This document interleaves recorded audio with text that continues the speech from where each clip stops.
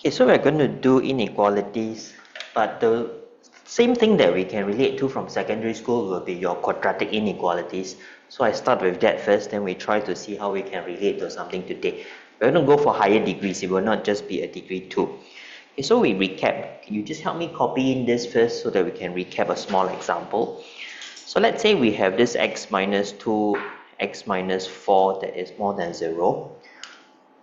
Okay, let's try to recall how we would solve for a quadratic inequality. Usually we will draw a number line and then we put in the roots of the equation, which is at 2 and also at 4. And how we will solve for this previously will be we will be drawing a quadratic graph that may look something like this. It's a positive x squared graph because if I expand the equation, this is a positive x squared. So which parts of the equation are we looking for? I'm looking for this segment here towards the left and also this segment towards the right of the value 4. So what will be our solution? Our solution will then be x is lesser than 2 or x is larger than 4. Now let me slowly introduce you to what we have for today. There are certain terms that we want to know. So these two values, 2 and 4, were roots. But today there will be a new name for them. We call them critical points. So critical points are values that make your equation becomes 0. And in this particular situation, then we have 2 and 4. When we solve the problem later on, it's going to be a number line, but we're not going to do a graph. So we're going to put the critical points there, 2 and 4. If you look at what happens to this graph, we can actually see that on the right of 4 and to the left of 2, these are both positive in the sense that it's above the axis. Between 2 and 4, it's below the axis, it's negative. So based on this, I can actually put in signs. So I can say this is a plus, minus, plus. So we are trying to write down what happens to the graph at that position. Is it a positive, a negative, or a positive value? And from this number line, we will relate to the same solution. But that will be the change for today. Instead of going for graph, we're going to focus on trying to draw number line, and I will explain to you how we do that for larger degree values. Okay, so let's start. There are specific steps we can take. But as we go along, I'm going to introduce slowly, step by step, on how we can do that. So let's start with this particular equation here. So no longer quadratic. In this, you have 3 factors. Let's start by drawing in a number line immediately. So we have a number line here with the value x. You see that the first thing that I want all of us to find will be we get the critical points. And critical points are values that will either make your numerator or the denominator to be 0. In case we have fractions, we have to check the denominator as well. Once we get the critical points, we're going to put it immediately onto the number line. So I have the values 1 from the first term, second one 3, third one 4. These are the 3 critical points. Step 2, in order to put in the signs, we are not going to draw any graph, but we are going to select a particular region, substitute a value from there, and we check for the sign. Sign meaning we are looking at whether it's a positive or a negative value in that particular region.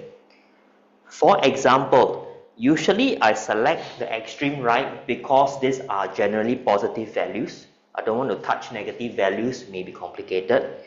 So here, let's pick a number in this zone. In this zone means something greater than 4. Now, we don't have to present this. We are going to do it mentally, but I will write it out so that you can observe what I'm trying to do.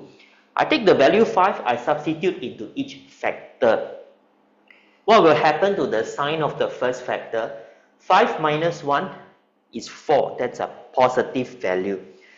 I don't really care about the number. I just want to know the sign. Second factor, positive. Third factor, positive. So all 3 factors, when I sub in 5, we get a positive number. You want to multiply up because this is a multiplication of factors. So what is the net effect? You multiply 3 pluses, it's still a plus over there. Therefore, I will know that in this region, the sign should be a positive sign. We only check for one region. So the good thing for us is, for all other regions, the signs will always alternate across the regions. Alternate meaning, if I'm at this particular region, if I would like to move across to the region 3 to 4, the sign will automatically switch. We don't need to check, so we don't waste time checking. We will switch the sign. As I move again, it switches one more time. As I move, it switches again. So signs will always alternate. And now this is enough for me to solve the problem. The question says I want more than 0. So can we look at the regions that are positive? These are the two regions that are positive. So we will be selecting them as answers. So what's the answer for these two regions? Between 1 to 3, how do we present that? So x, in between, you just put two less than signs to the left and right. So this is between 1 to 3. I need another region that is larger than 4. When you want something like that, you use the word or. Okay, must write or from now on. Sometimes in secondary school, you used to write a comma. Now from now on, we use the word or.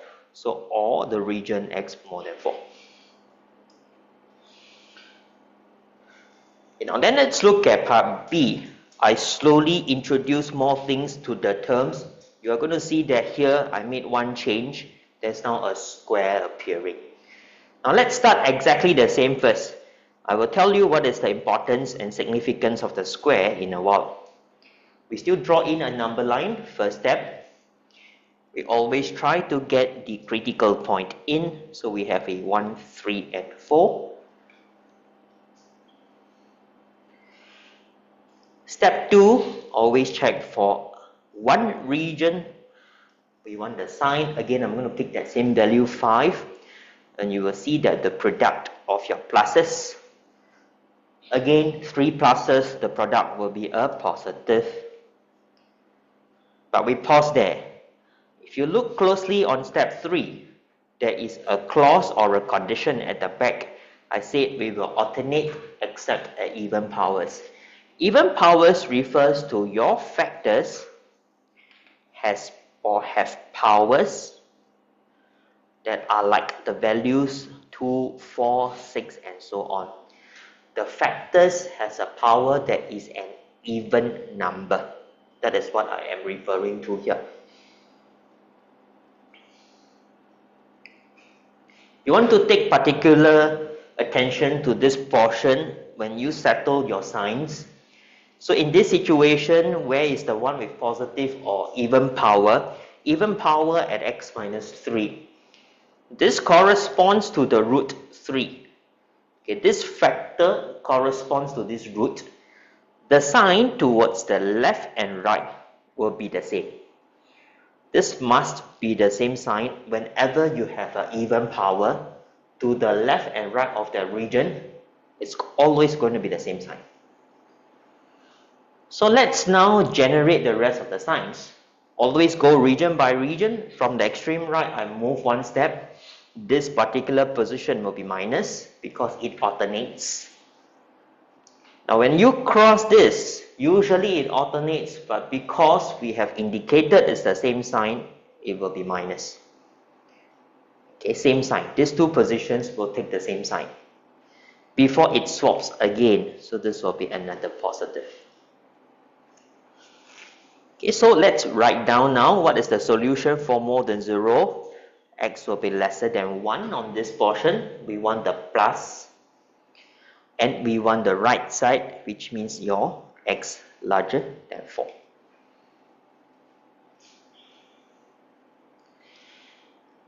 Okay, so more towards the right. This time I have got a fraction. On top of that, if you observe the inequality carefully, there is a more than or equal. So what does this sign really mean? This is implying that you are going to do two things. You solve for more than, or you solve for also equality. You want the equation to also give you a 0. Okay, not just positive, I want equal to 0. So let's say for this equation, I would like to solve for equal to 0. Okay, I just write by the side. Okay, suppose you want to solve for equal to 0. Actually, what is the solution? For a fraction to be equal to 0, it means we only need to check the numerator. We can think of it as the x plus 2 is multiplied across, it's a 0. So this implies we are looking at x plus 1 times x squared to be equal to 0. We are checking just the numerator. Okay, when you have an equality, we focus on the numerator to be 0. So this brings across my step 4 point. Step 4 is referring to questions that has equality. For questions that has equality, on the number line, we will have to include points that can give me 0, which means the critical points from numerator, we are going to put in a solid dot.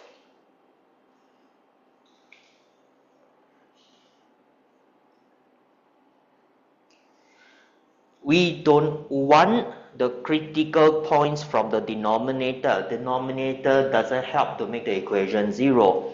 So those from the denominator, we want to reject, which means those from the denominator, you put in an open circle. Okay, I show you what I mean with the number line on the solid dot and open circle. So let's construct a number line in.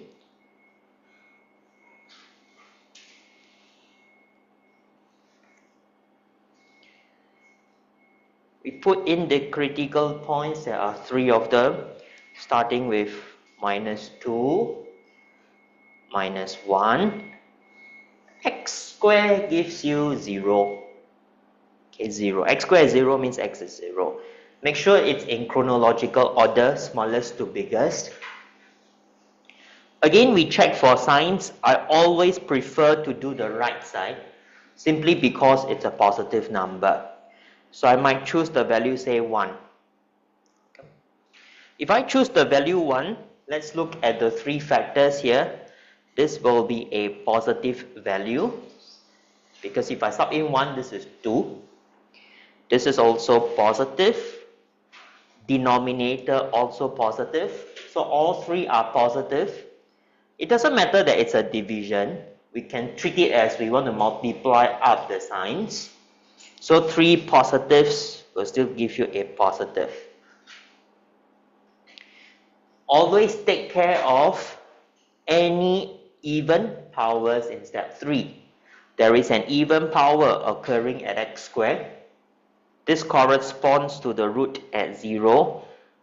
So at the left and right of 0, I expect the same sign. Now you don't have to present this same sign on your solution. I'm just writing it here so that you understand. As we move across, this positive will stay positive because of the same sign. It will then alternate. So plus, plus, alternate, alternate. And last step, put in the solid dot and open circle for questions with equality. The 2 from the top, which is -1 and 0, put a solid dot on the critical point at the number line. Okay, I repeat, the one that came from the numerator, we put in the solid dot. The one from the denominator is an open circle. So now let's conclude. Where are we looking for? Positive region is here, and everything here including the -1. So how to describe? The left region we can describe as x less than -2 in notation. Now although there are 2 regions with pluses, we can combine and write it collectively. This whole region is actually just x larger than -1, including the -1. Okay, we treat it as one entire region. Now, last one, we work it out together, a longer problem. Let's do it faster. We finish up this. Let's apply all the concepts that we have learned. First thing is always place in the critical points. So critical points from here are your -2, -1. Okay, from the first two, 2 and 3. Let's check for a sign. So we pick something here. Okay, maybe I'll just show you the solution as per how I will do it in exam without the extra steps.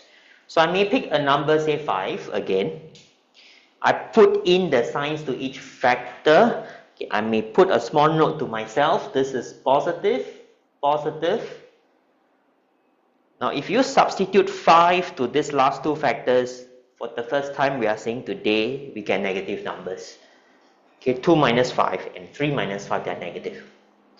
If you multiply up these four signs, it is still positive, because minus times minus is positive. Okay, any even power occurs at -2 factor or -2 root. So this is a special point I would like to take note of. Okay, otherwise the rest of the signs will alternate. So plus, minus, plus, minus, minus. Plus 2 here will be the same because of the even power. Does the question has equality? If there is equality, those from the numerator, we put a solid dot. Starting with -2, solid dot. -1, solid dot. 2, solid dot. Denominator, open circle. And last, we choose which region do I want. I want negative. So pick all the negatives, including the solid dots should be included. Okay, open circles we don't want. Therefore, my solution will be x lesser than or equals to -1, or between your 2 to 3 inclusive at the value 2.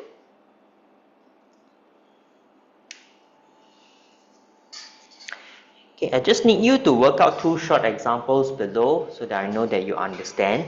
Be very careful when you work out part 1, there's an extra negative in front. This should be calculated into your signs later on when you check for your signs. Okay, can you work out part 1 and 2? I'll go around and help you out. I will introduce to you how the exam problem may look like. It's going to build on the knowledge we had from that first part. This is what you might encounter in the exam. You're going to have fractions and you want to solve for an inequality. There are specific steps that we can take. Now the first step is we try to force your terms into one fraction, but we must make sure that one side of the inequality becomes a 0. Meaning, this first term on the right, move to the left. Usually I force the right hand side to be a 0. Okay, move everything to one side first. Okay, must force one side to become 0. I completely combine the fraction into one term before we factorize. This last step is always to factorize. You want to make sure that your entire fraction is factorized nicely before you go on to the next step. After you factorize, what will happen? This is actually back to the examples on page 1. When you have a fraction like this factorized, we go for a number line. Number line, what I'm missing currently is I didn't put in the dots yet, so can we fill it up? X minus 3 corresponds to the point at 3. X plus 1 corresponds to the point at -1. X plus 2, last one. So where are we looking for? I want the regions that are positive or equal to 0. We have got here and here. Okay, therefore, that gives me the 2 different range of x values below. But I've also placed in a warning step. Okay, let's explain what this line is. Please do not multiply by denominators throughout. It is very tempting to do so to simplify your equation, but this is not something you would like to do. Now, what's the reason why? Why don't I just multiply x plus 2 throughout and I say that my equation is just with the numerator? Now, the reason for that is the sign of x plus 2 is unknown. Sign meaning I don't know, is it a positive value or a negative value? We are doing inequalities. If it's a negative value, the sign will flip. So you want to be very careful. Never touch the denominator, just leave it there. We know how to deal with it. This denominator will form part of your critical point later on. Okay, so never multiply by denominators. Now the next thing you need to know is, let's say I obtain an equation like this. The problem that you may face is when you try to press your calculator to factorize this numerator, you are going to see that it cannot be factorized into nice numbers. That means you are not going to see like whole numbers, 4, 5 and so on. There's going to be a lot of decimal places. But it can be factorized because the discriminant is positive. Okay, what's discriminant? You may have forgotten. Discriminant will mean that if it's positive, there are solutions. So my numerator does have a solution, there is a root. Just that the root is an ugly number. Okay, so if it's an ugly number, what can we try to do with that top? There are two different methods. Let me write both of them down. The first method to try to handle the numerator is, let's do completing the square.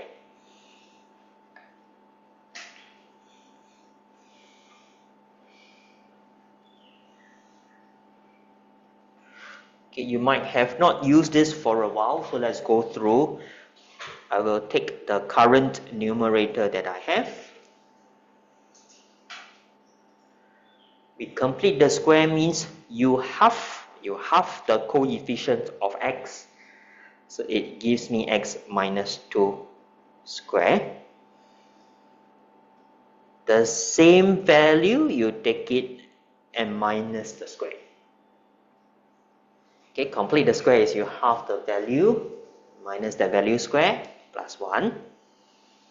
Okay, the plus 1 came from the original plus 1. So it simplifies to a minus 3. Okay, the minus 3 can be viewed as a square, so it's a square root square. Because if I want to completely factorize, we do something like this. A squared minus b squared. So a plus b and a minus b. So we have managed to factorize my numerator nicely. So I can now simplify the equation by copying this inside.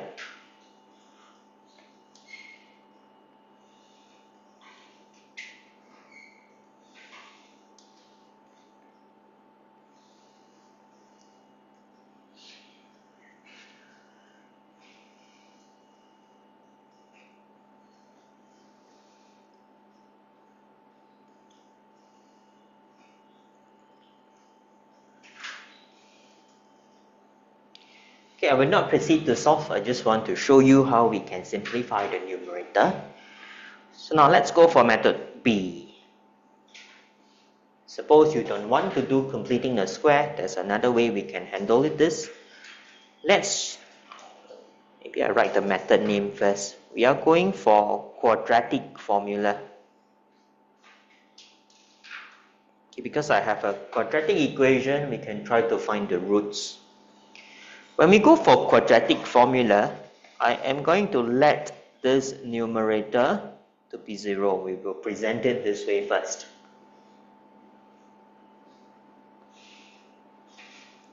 And what's quadratic formula?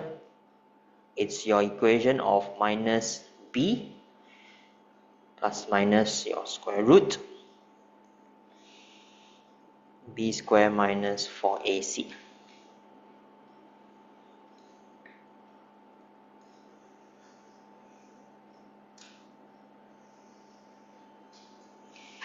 So let me simplify the values.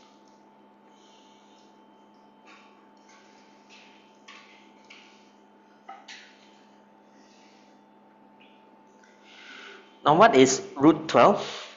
How do we simplify such? Square root 12 is also square root of 4 times 3. So this is a 2 root 3.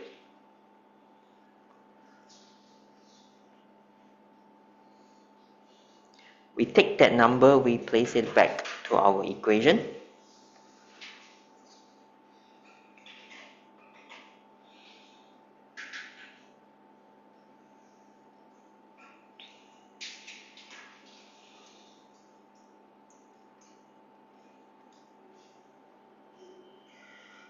If I want to put these roots back into the equation, how do you form back factors?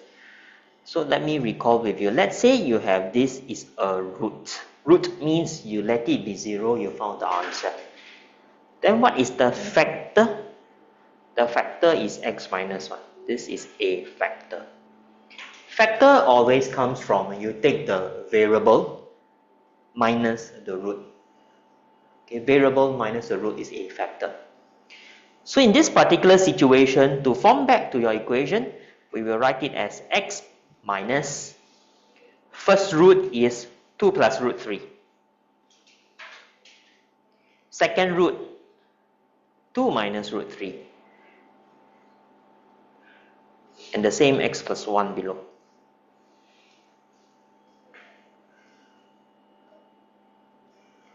So in a way, this method slightly longer but easy to apply.